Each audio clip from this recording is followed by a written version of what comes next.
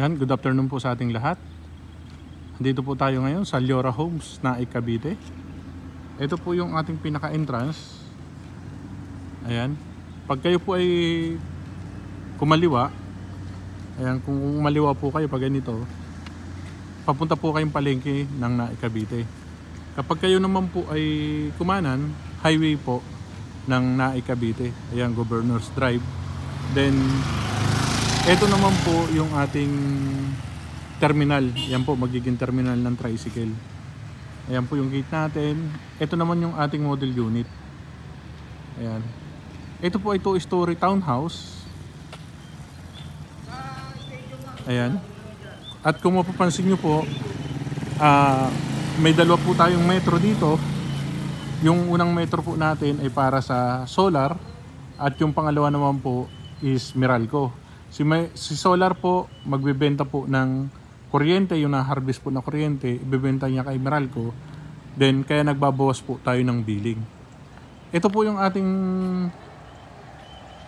model house. Ayan, 2-story townhouse. Ang ating lot area is 50 square meter at ang ating floor area is 44 square meter. Just in case naman po na gusto nyo po ng medyo malaking lot, ipapakita ko naman sa inyo yung end lot natin. Ang ating end lot is 75 square meter. Ayan po. Ganito po yung magiging end lot natin. Then meron po tayo ditong space sa gilid. Ayan. Ito ang pwede natin gawing lanay area. Hanggang dito po yan. Yung ating pong tangke, kasama po sa turnover yan. Isang 700 liters para sa rainwater at sa freshwater is 500 liters. Ito po yung likod natin. Then, pasukin po natin yung ating model house.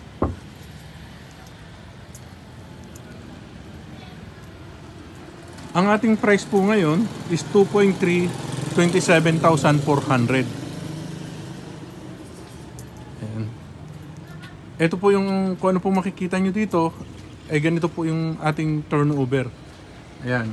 Amora model po. Then ito po yung ating parking area.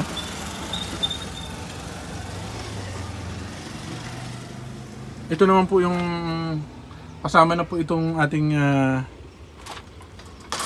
screen door. Ayan, naka-double lock na rin po yung pinto natin. Solid wood. Ito po ang ating pinaka turnover unit. Wala po siyang tiles. Ayan, ganyan po maganda yung may kesame na rin tayo. Then ito po yung sa atin sa solar. Naka-grills na rin tayo na may screen window para sa mosquito po yan. Yung likod po natin, naka-screen door na rin po. Ayan, ganito po kalaki yung ating toilet and bath.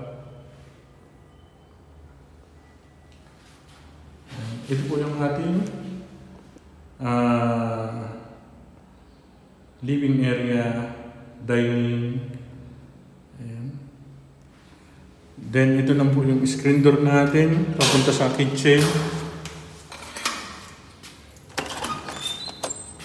Dito po sa likod is ang ating pinto po is steel door.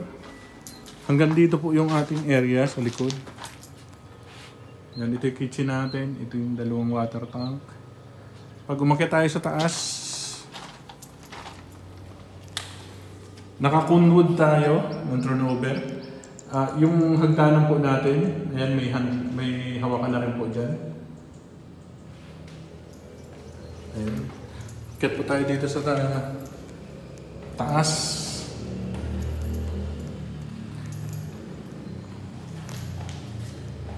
Yan. Kung makikita nyo po, ito po ang turnover unit natin. Provision po ng 2 bedroom. Meron na tayong kesame. Ayan. Ayun yung water tank natin. Nilagay na ng aircon na dalawa. Ang ating down payment po dito is 5% lang po. 116,000. Bali, ililis pa po yung reservation ng 12,000. Magiging 104 na lang po ang ating down payment. Payable po ito ng 10 months Ayan, 10,437 po ang ating magiging monthly equity or down payment. Ayan. Ang ating naman pong sa po yun sa bank. Sa Pag-ibig Financing naman po, 12,000 ang ating reservation, 100 ang matitira po sa atin is 112,400. Payable po siya.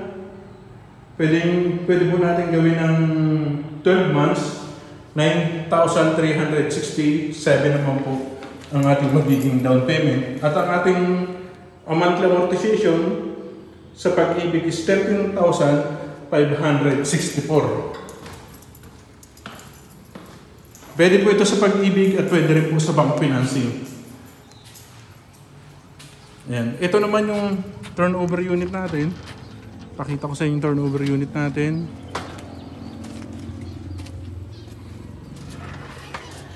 Ito naman yung dress up. Ayan. Ito po yung dress up natin. Ayan, kung mapapansin nyo po, naka-open yung aircon natin dahil gumagana ang solar natin. Ayan, nagsisiro po yung ating billing dito. Then ito yung ating, ayan, ang pagkakaiba po nito, nilagyan ng mga gamit na bahagya, tapos naka-tiles na po yung ating flooring. Ayan, makikita nyo po yung 2 bedroom natin sa taas.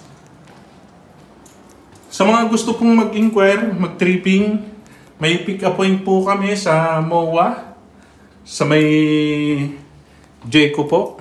Ayan, Saturday and Sunday. Pa-schedule lang po kayo para matripping namin kayo. Ito yung 1 bedroom natin. Then ito yung master bedroom. Ayan po ang master bedroom natin.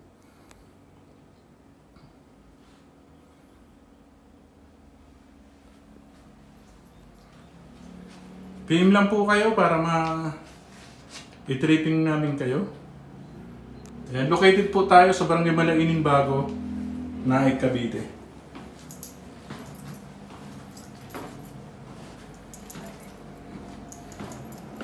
Ayan po. Okay po? Okay, maraming salamat po at mag-ingat po tayo lagi.